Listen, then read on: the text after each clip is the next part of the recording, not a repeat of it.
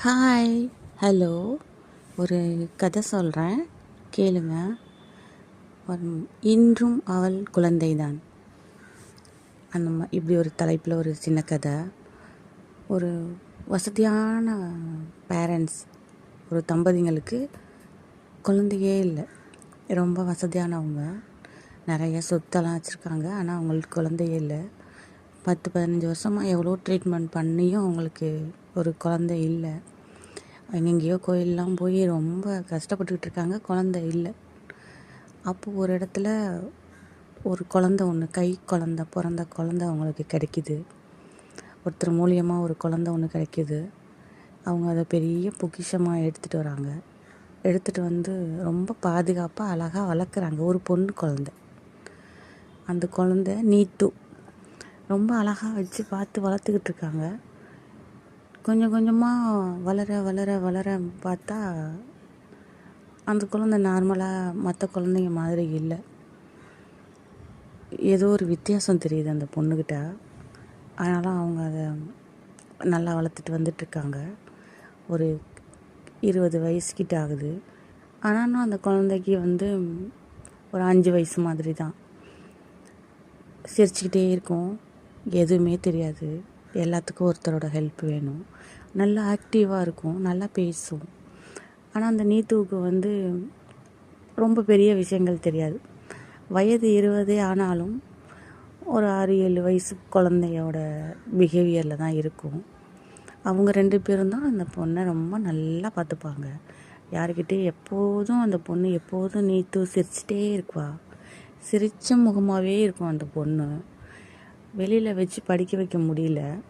அதனால் அவங்க டீச்சர்ஸ் எல்லாம் வீட்டுக்கே கூட்டிக்கிட்டு வந்து வீட்டிலே வச்சு படிக்க வைக்கிறாங்க. அந்த பொண்ணால் அவ்வளோவோ லேர்ன் பண்ண முடியல. கொஞ்சம் எழுத படிக்க தெரியும். கையெல்லாம் கொஞ்சம் அப்படியே ஷேக் ஆகிட்டே இருக்கும். ஏதாவது ஸ்ட்ராங்காக கையில் பிடிக்க முடியாது. ஒரு பென்சிலெல்லாம் ஸ்ட்ராங்காக பிடிக்க முடியாது. அதனால் அந்த பொண்ணை ரொம்ப நல்லா வச்சு பார்த்துட்ருக்காங்க. ஒரு கல்யாண வயசு வந்துருச்சு அந்த நீத்துவுக்கு. அவங்க அம்மா அப்பாவுக்கு நிறையா சொத்துலாம் வச்சுருக்கோம். இந்த பொண்ணுக்கு கல்யாணம் பண்ணணுன்னு ஒரு ஆசை வந்துருச்சு. எப்படியாவது கல்யாணம் பண்ணி பார்க்கணும், எல்லோரும் மாதிரி நம்மளும் பேர பிள்ளைங்களோட இருக்கணும், நம்ம பொண்ணுக்கும் ஒரு கல்யாணம் பண்ணணும் அப்படின்ட்டு ஆசை. அதுக்காக அவங்க எங்கெங்கேயோ போய் அலைன்ஸ் பார்க்குறாங்க. அவங்க ரிலேஷனில் உள்ளவங்களாம் இந்த பொண்ணுக்கு கல்யாணம் பண்ணி வைக்க வேண்டாம், நீங்களே நல்லா பார்த்துக்கங்க, ஏன் இந்த மாதிரிலாம் யோசிக்கிறீங்கன்னு சொல்லி கேட்டாங்கன்னா, அவங்களுக்கு இல்லை, என் பொண்ணுக்கு நான் கல்யாணம் பண்ணி வச்சிருவேன், அவளை நல்லா பார்த்துப்போம், நாங்கள் கூட இருக்கோம், நாங்களே பார்த்துக்குவோம் அப்படின்னு சொல்லிட்டு அவங்க எங்கெங்கேயோ போய் பையன் பார்க்குறாங்க. ஒரு இடத்துல ஒருத்தன் கிடைக்கிறான். 22 வயசான அந்த பொண்ணுக்கு 45 வயசுக்கு மேலே ஒரு ஆள். அந்த பையன் வரான். இவங்க நிறைய டிமாண்ட் வச்சுருக்காங்க. அது எல்லாத்துக்கும் ஒத்துக்கிறதுக்கு அவன் மட்டும் தான் இருக்கான்.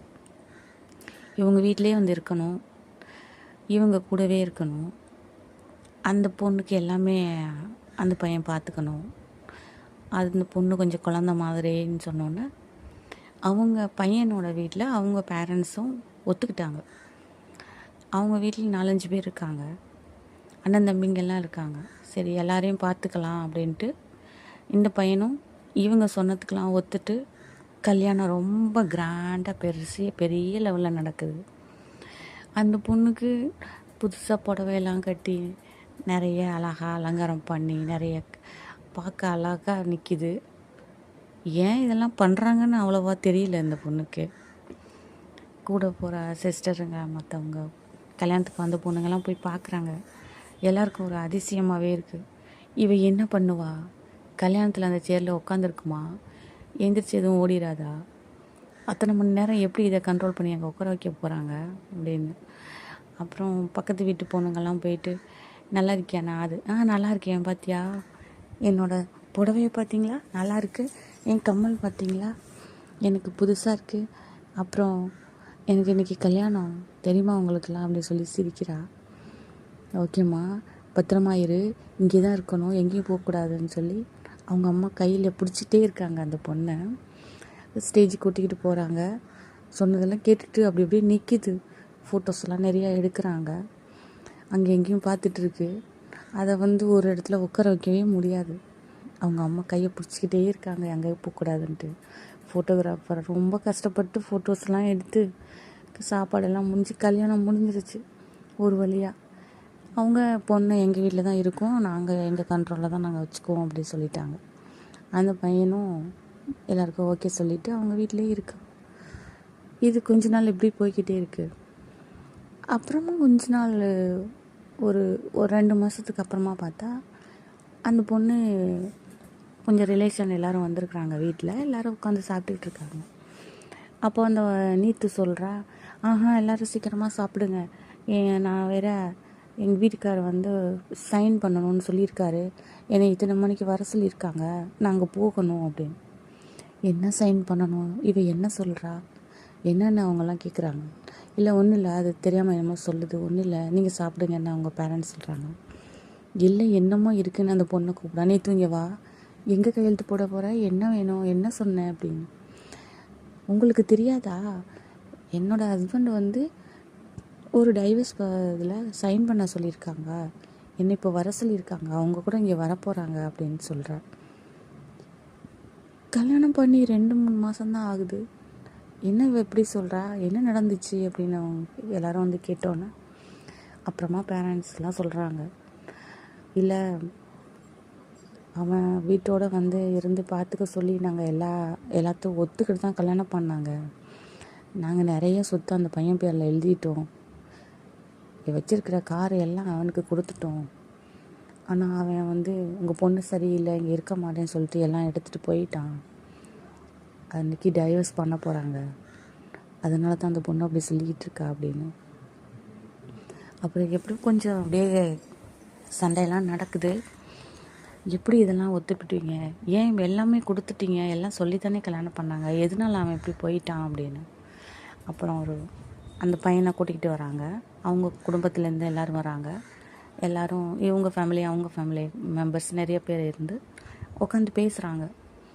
என்னென்னு சொல்லுங்கள், ஏன் இப்படி போயிட்டீங்க, ஏன் இந்த பொண்ணை விட்டுட்டு போயிட்டீங்க அப்படின்னு. அப்புறம் அந்த பையனோட குடும்பத்தில் உள்ளவங்களாம், அது ஒரு சாப்பாடு கூட போட்டு வைக்க மாட்டேங்குது, நின்று ஒழுங்காக கூட பேச மாட்டேங்குது, எங்கள் யாரையும் கவனிச்சிக்க தெரியலை, அதுக்கு எங்கள் வீட்டுக்கு வந்தால் எங்கள் வீட்டு பழக்கம் ஒன்றுமே அதுக்கு தெரியவே இல்லை, ஒரு மனைவியாக அந்த பொண்ணால் வாழ முடியாது என் பையன்கிட்ட, அதனால் இதெல்லாம் எங்களுக்கு வேண்டாம், இந்த பொண்ணே எங்களுக்கு வேணாம், நாங்கள் எங்கள் பையனை கூட்டிகிட்டு போகிறோம்.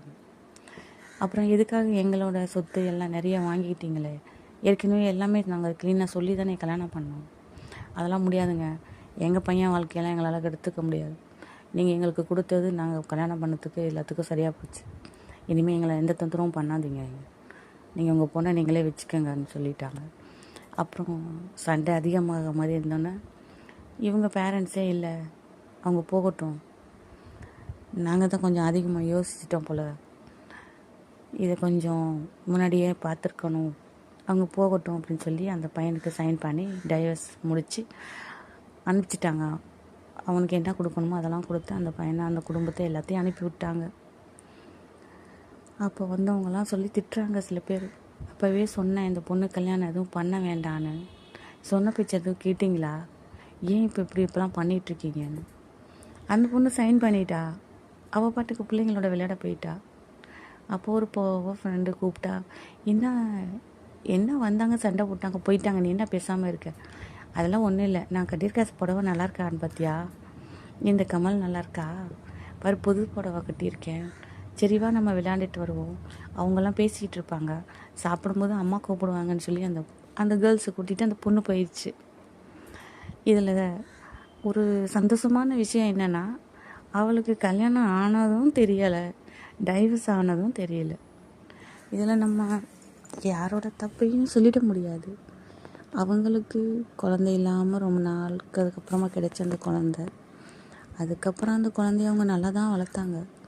அதுக்கப்புறம் தான் அந்த பொண்ணுக்கிட்ட ஒரு சின்ன பிரச்சனை இருக்குதுன்னு அவங்க தெரிஞ்சுக்கிட்டாங்க. அப்போ கூட அந்த பொண்ணை கைவிடாமல் வளர்த்துட்டாங்க நல்லா. ஒரு அம்மா அப்பாவாக அவங்க குழந்தைக்கு ஒரு கல்யாணம் பண்ணணுங்கிறது அவங்க ஆசை, அதனால் அவங்க பண்ணி வச்சாங்க. இருந்தாலும் அந்த பொண்ணு கொஞ்சம் பாவமாக இருந்துச்சு. நேற்று நார்மலாக இருக்கா, அவள் விளையாண்டுட்டு தான் இருக்கா. இன்றும் அவள் குழந்தைதான். கதை நல்லா இருந்துச்சா? பிடிச்சிருந்துச்சா? தேங்க்யூ. உங்களுக்கு பிடிச்சிருந்தா லைக் பண்ணுங்கள். பாய்.